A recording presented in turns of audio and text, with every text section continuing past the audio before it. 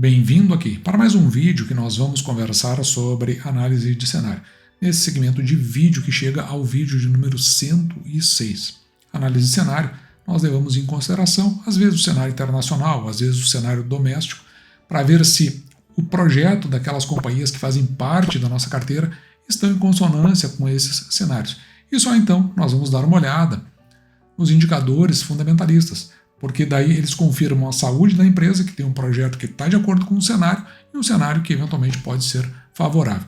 E hoje nós vamos fazer um pequeno dossiê sobre o nosso mercado de energia, uma vez que empresas do setor de energia elétrica fazem parte da carteira do canal.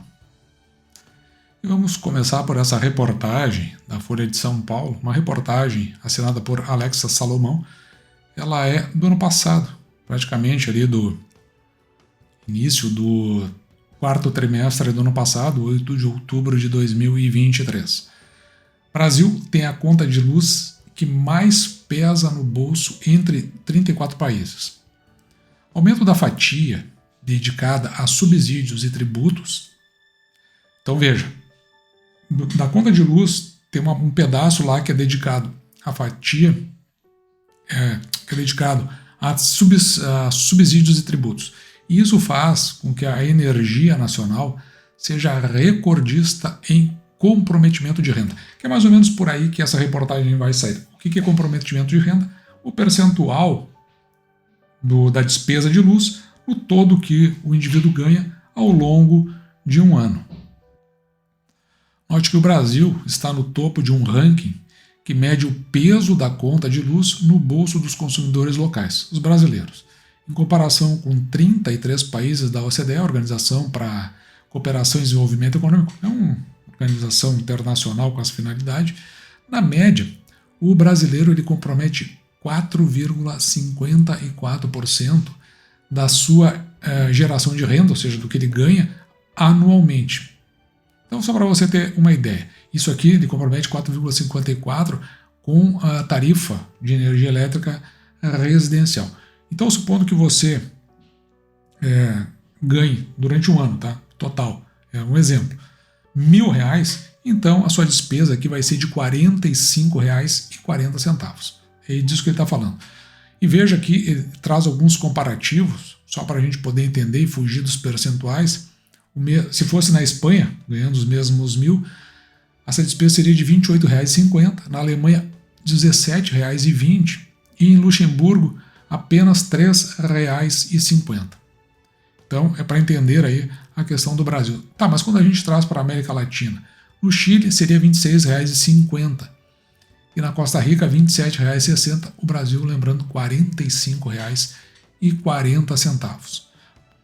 Então, a reportagem, ela na verdade foi elaborada pela Abrace, Associação Brasileira de Grandes Consumidores de Energia.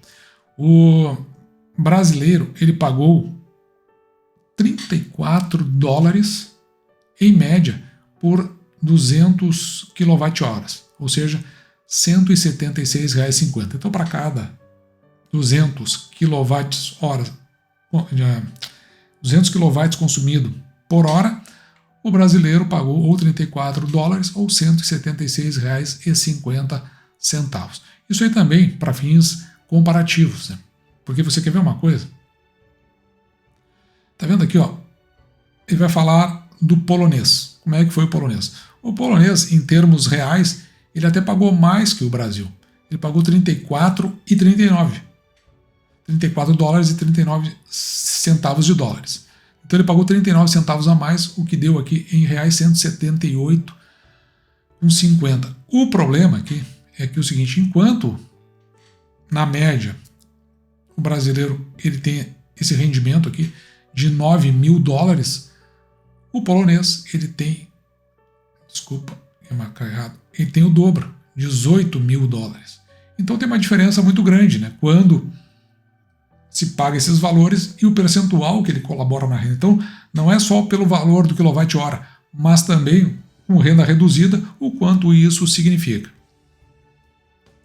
O custo da tarifa sofre variação de acordo com diferentes fontes de energia. Então, vamos supor aqui, ó, as renováveis estão entre as mais competitivas, ou seja, sai mais barato, enquanto que carvão, nuclear e gás natural passam a custar mais, além de sofrerem com o risco geopolítico.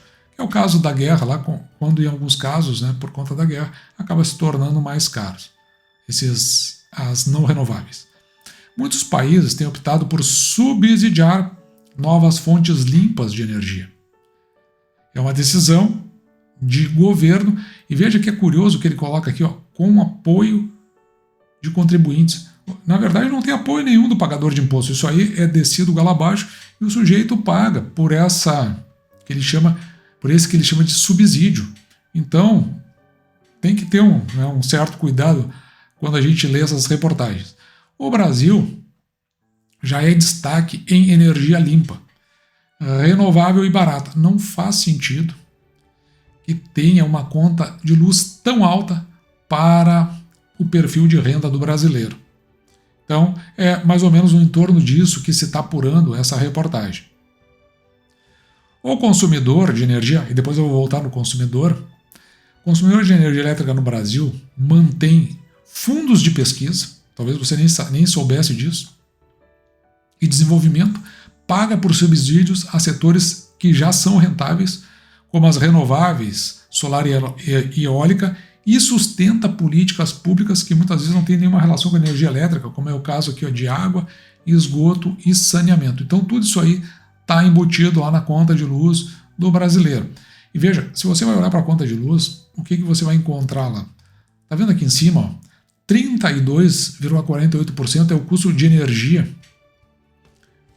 Aqui está se referindo à geração propriamente dita, que é estimado no total, somando todos os brasileiros, a 111 bilhões e 400 milhões. Para a transmissão e a distribuição, são 27,38%. Veja que a geração pesa mais, chegando a 93%. Depois sim, aí começam os penduricalhos.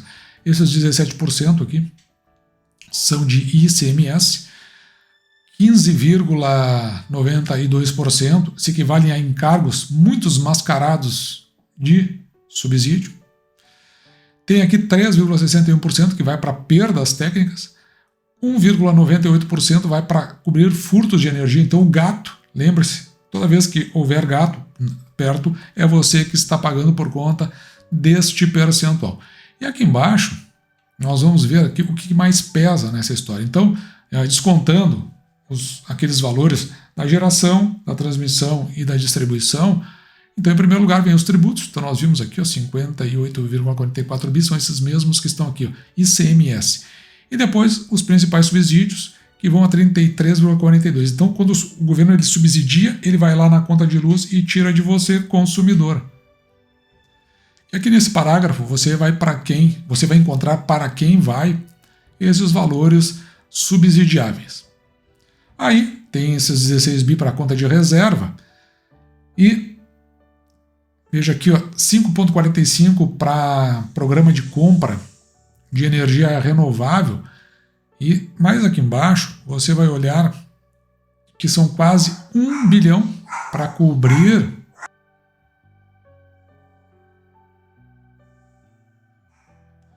a eficiência do setor elétrico, que deveria ou ficar a cargo do governo ou a cargo do próprio concessionário. Depois tem quase 1 bilhão aqui para o fundo voltado ao desenvolvimento de pesquisa, que você paga quando estão tentando aprimorar, então vem na conta do brasileiro, e tem aqui 6 bi que cobrem despesas aqui que não são as técnicas, como por exemplo furto de energias do sistema, ou seja, os gatos. Você viu então que tudo vai lá na sua conta, né? Veja essa reportagem aqui do Bloomberg Linha, ela é assinada por Joel Leon, Amberin e Art Hunter. Ela é do dia 10 de junho, então vou trazer para um ponto mais atual. Trading aqui do BTG Pactual compra empresa britânica que aposta em transição energética, reforçando aqui a estratégia da empresa de negociação de commodities. Em particular aqui está falando na geração de energia. O nome da empresa é a Engelhard, e andou na direção de comprar a Trailstone para criar um grande player no mercado de energia e lucrar aqui com a volatilidade e com a transição energética. Então, isso é o que diz essa reportagem. Eu quero que você grave ali o BTG, para depois a gente ir mais adiante sobre o que nós vamos tratar. A estratégia, então, do longo prazo da Engelhard, então o trade, né, que é contratado pela BTG. A ideia é expandir a plataforma e se aprimorar na capacidade tecnológica para desempenhar papel de liderança na transição para energia limpa. Enquanto esse trading está na transição para energia limpa, veja aqui ó, na Bloomberg Linha, essa é uma reportagem assinada por Leda Alvin e Cristiane Lucchesi, do dia 18 de abril de 2024, o fundo BTG ele entra na disputa por térmicas da Eletrobras, dizem fontes. Então, já nada a ver com transição energética e energia limpa. É um fundo de private equity que trabalha em consórcio com a Eneva e vai fazer oferta aqui pelas duas maiores usinas a gás da Eletrobras. Na outra banda, veja aqui no Finance News, a gente trouxe essa reportagem aqui no canal. Ela foi feita pela redação do dia 14 de dezembro, onde a Copel vendeu a usina de energia a gás de Araucária para a Âmbar Energia. Eu cheguei a comentar isso aqui, ali está o valor também. E a Âmbar Energia é do grupo JIF, que controla também a JBS. A Copel, no caso, ela considerou que o desinvestimento da UEGA faz parte do processo de descarbonização da matriz de geração. A Copel, então, tentando ser ESG. Mas não é só isso. Vamos dar uma olhada aqui no valor econômico nessa reportagem. Veja, aqui é importante a data. Do dia 10 de junho, ela é assinada por Felipe Laurence. E nessa reportagem, a Eletrobras vendeu seus ativos, aquele que o BTG estava concorrendo, para Âmbar Energia. Aí está o valor. E a transação ela foi composta de 7 usinas localizadas no Amazonas, controlada pela Eletronorte, uma no Rio de Janeiro, e, além disso, né, o direito de reversão para a aquisição do controle de 5 usinas no Amazonas. Então, adquiriu, se teoricamente é isso, né, se elas não avançarem para o ponto de rentabilidade, então tem uma possibilidade de reversão. É isso que aconteceu. No total são 13 usinas e com capacidade total dos ativos de 2 gigawatts. O portfólio não tem dívida e também não tem caixa. Se essa última reportagem foi do dia 10, no Estadão, publicado no dia 14, foi publicado 4 dias depois. E ela é assinada, essa reportagem, por Daniel Wetterman e Mariana Carneiro. Veja só.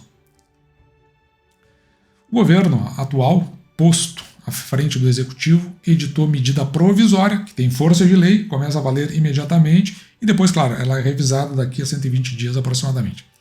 Então colocou uma medida provisória que beneficia a empresa dos irmãos, aqueles irmãos, JIF, no setor de energia. E aqui embaixo, no subtítulo, ó, 3 dias após a Âmbar comprar usinas da Eletrobras, o governo assina a norma que salva o negócio e repassa o custo. Para quem? Veja que nós vimos a energia mais cara lá no início. Para nós consumidores. Então, vamos dar uma olhada aqui o que foi que aconteceu, uma rápida pincelada. O governo atual, nos impostos, né, que foi colocado à frente do executivo, editou a medida provisória que beneficia a Âmbar. A decisão socorre o caixa, lembra que a empresa que não tinha caixa? Mas não é o caixa daquelas empresas, socorre da Amazonas Energia e cobre pagamentos que a empresa deve fazer para as termoelétricas recém-compradas pela Eletrobras. Então o que acontecia era o seguinte: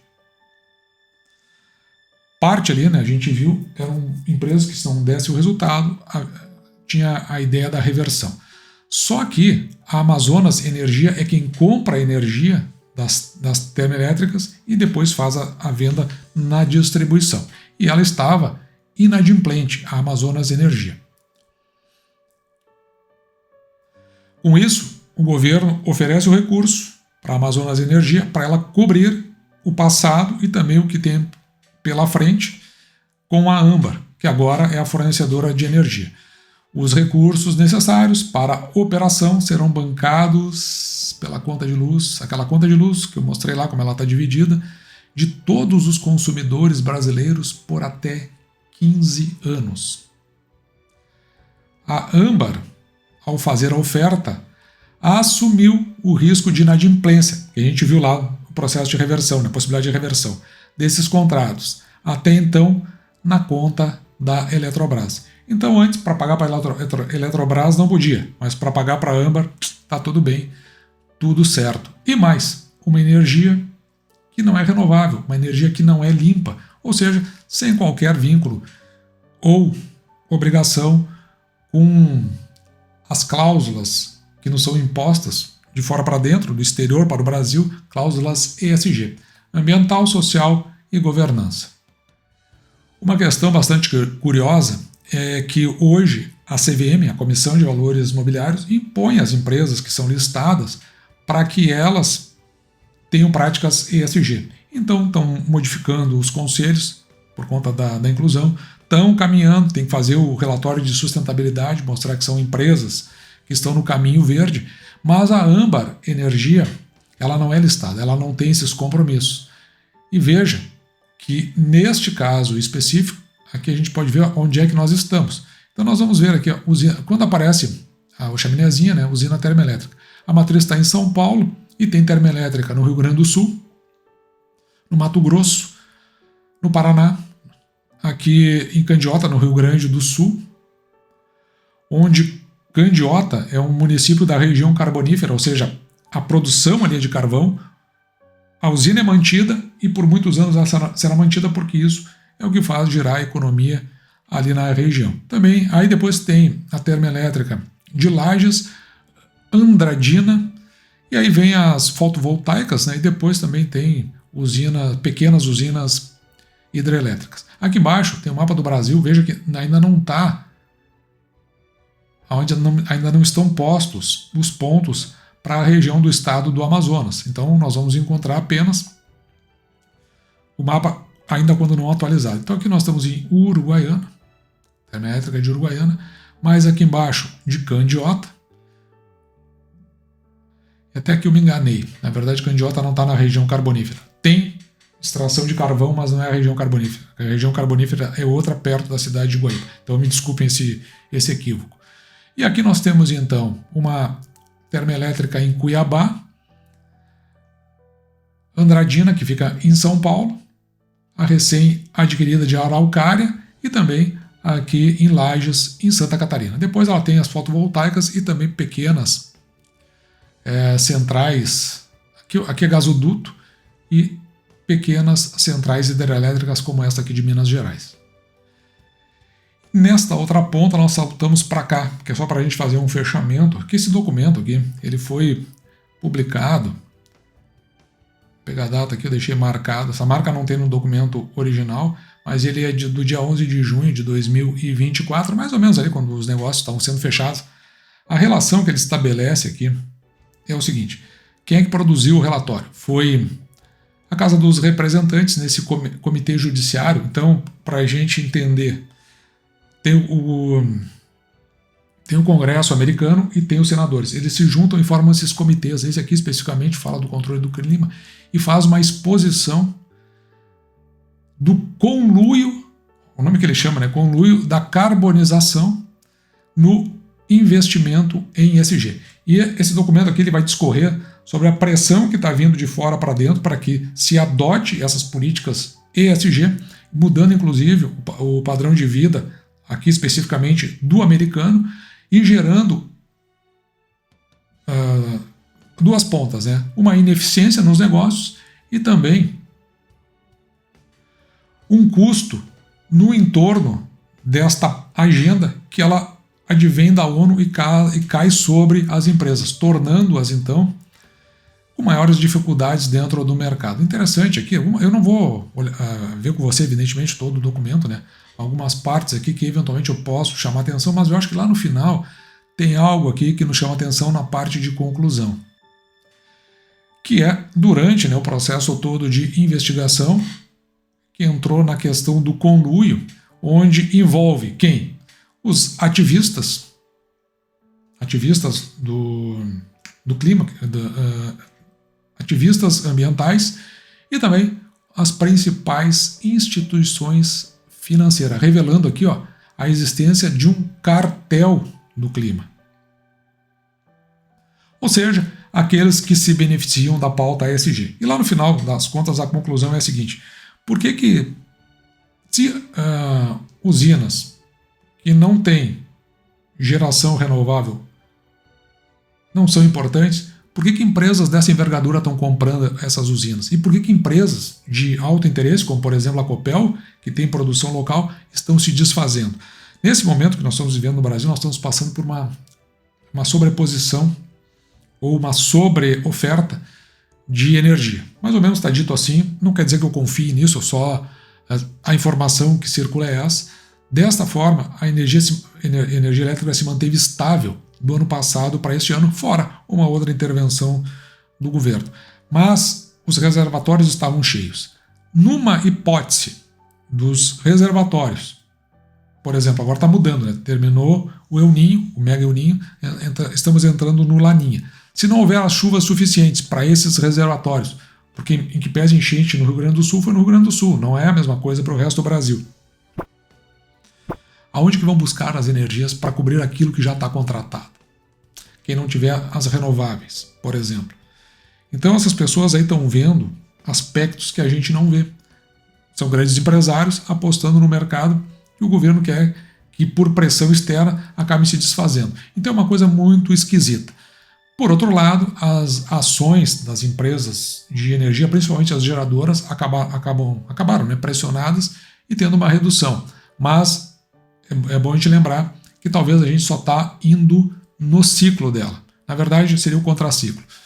E dentro desse processo, eu acho que é muito bom ficar atento para uma hipótese de uma queda nos reservatórios e as vendas de quem partirão para cobrir as energias que vão faltar. Eu acho que eu estou muito de olho nisso, é algo que está me chamando muito a atenção. Bom, mas o vídeo para tratar desse quesito já ficou longo demais. Eu vou ficando por aqui, espero que você tenha gostado.